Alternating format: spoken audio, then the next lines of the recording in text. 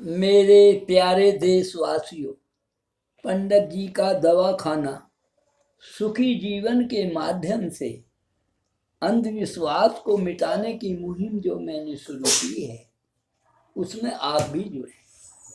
आपके कमेंट्स और मेरे प्रेरणादायक वीडियो समाज में अवश्य सुधार लाएंगे, ऐसा मेरा विचार है। हरिओम नमः शिवाय।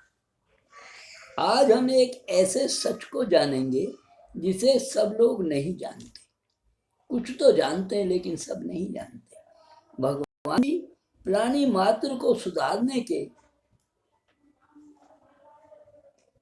अवसर इसलिए प्रदान करते हैं ताकि स्वयं व अन्य सभी, पूरा परिवार, समाज सुख और शांति के साथ रह सके।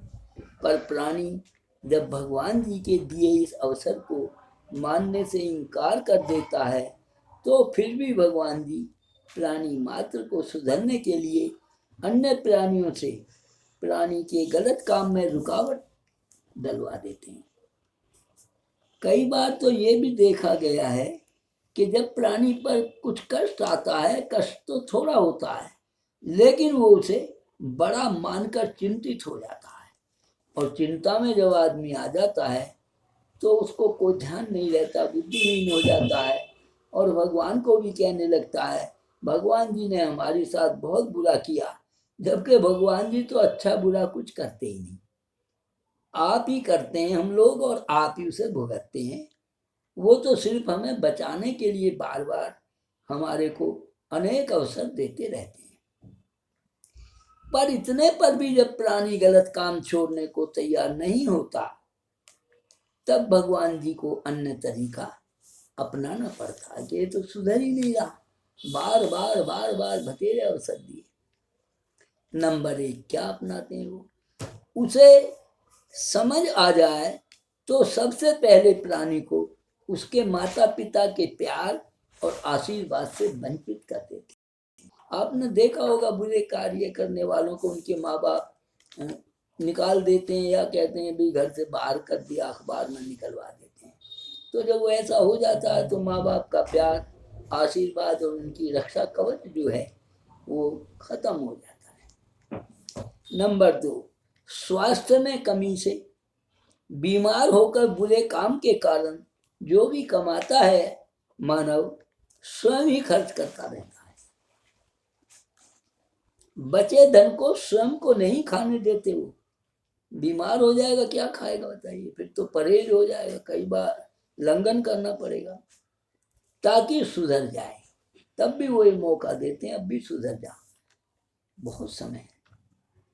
नंबर 3, संतानहीन कर देते हैं। अब किसके लिए कमाए? अगली पीढ़ी तो है नहीं, इकला पेट रह गया, जहाँ जाए सो जाए रह जाए, तो उसको ऐसा कर देते हैं। नंबर 4, संतान देते भी हैं तो मूर्ख, निकम्मी, स्वयं की तरह भगवान जी फिर भी अवसर देते हैं। वो इतने कष्ट झेलता अपने कर्मों के अनुसार, फिर भी वो एक अवसर देते हैं, शायद सुधर जाए अब भी। नंबर 5, प्राणी के मन से असामाजिक कार्य कराकर जेल वो अपंगता तक हो जाती है, अब भी वो सोचते हैं अभी और सुधर जाए, ये सब हो जाए अच्छा है। लेकिन प्राणी है, सुधरने का तो नाम ही नहीं लेता। वो तो ये कहता है मैं जो करता हूँ ये अच्छा है, भगवान जी मुझे कष्ट दे रहे हैं, पड़ोसी कष्ट दे रहे हैं, मेरी संतान दे रही है, अपने कर्म को मानने को तैयार नहीं है। नंबर 6, आप ऐसा न समझें भगवान जी दुख दे रहे हैं, इस गहराई को आपको सोचना है। कोई भी प्राणी ऐसा ना समझे जब दुख आए तो कि भगवान जी हमें दुख दे रहे हैं। ये सब प्राणी के बुरे कर्मों का तिल मात्र कष्ट है। आप ये समझिए, बहुत थोड़ा कष्ट है ये, जो जिसे आप बड़ा मानकर बैठे हैं ताकि प्राणी सुधर जाए। अगर पूरा कष्ट मिल गया तो आपको पता ही है फिर क्या हालत होती है। परंतु जब प्राणी इतने कष्ट सहने के बाद भी सुधरना नहीं चाहता, तब भी उसे सदमार्ग पर लाने के लिए भगवान जी प्राणी के कर्मों के अनुसार एक मौका और देना चाहते हैं। भगवान जी सोचते मैं नहीं तो तुझे बनाया और मैं तुझे चाहता हूँ अच्छा बने, पर तू बनने को तैयार नहीं है, फिर भी एक आखिरी मौका और ले ले। प्राणी के साथ उन्हें जिनको उसने पूर्व जन्म में कष्ट दिया था या सताया था, उन सभी को रिश्तों में बांधकर माता पिता पत्नी पुत्र पुत्री भाई बहन के रूप में मिला देते, सारों को इकट्ठा कर देते जो पिछले जन्म के दुश्मन और जिनसे विरोधाभास था, ताकि अपना बदला ले सकें और हिसाब पूरा कर लें और सुधर जाएं। पर प्राणी क्यों सुधरे?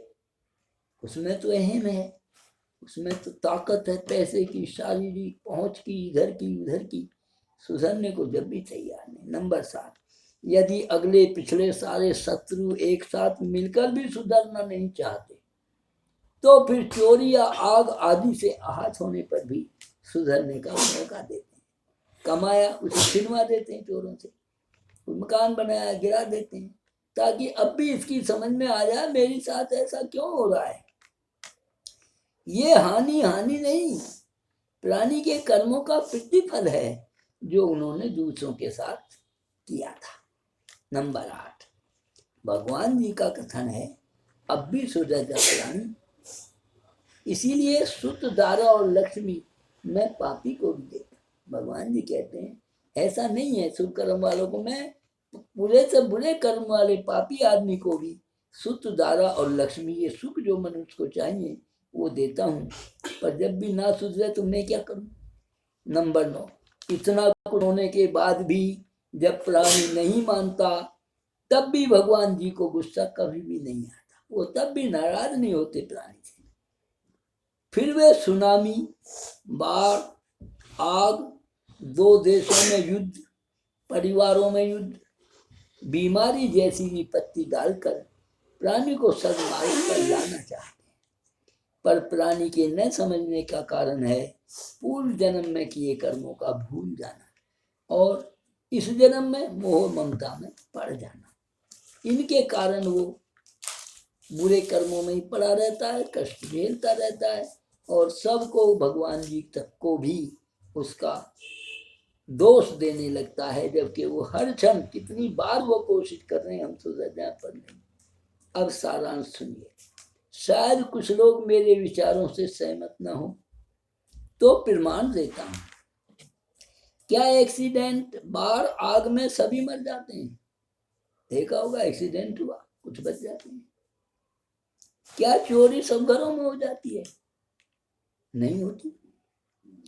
ऊंची शिक्षा से नौकरी सबकी लग जाती है, सैकड़ों चपरासी भी नहीं बन पाती। 4 पीढ़ी में साइकिल ही हाथ नहीं आती, जबकि चपरासी कारों में घूम रहे हैं। बिना पढ़े ऊंचा पद क्यों पा जाते हैं? शुभ कर्मों के अनुसार। कुछ तो आप समझ गए होंगे भगवान कितने दयालु हैं। मेरे इन विचारों को आप बार बार पढ़ें और मन में बैठकर ये विचार करें, ये कष्ट हमें क्यों आ रहे हैं, इतने सुधारने के हमें मौके मिल रहे हैं, हम क्यों नहीं अपने को सुधार पाते हैं। आपके कमेंट्स का मैं इंतजार करूँगा। सबको धन्यवाद, नमस्ते।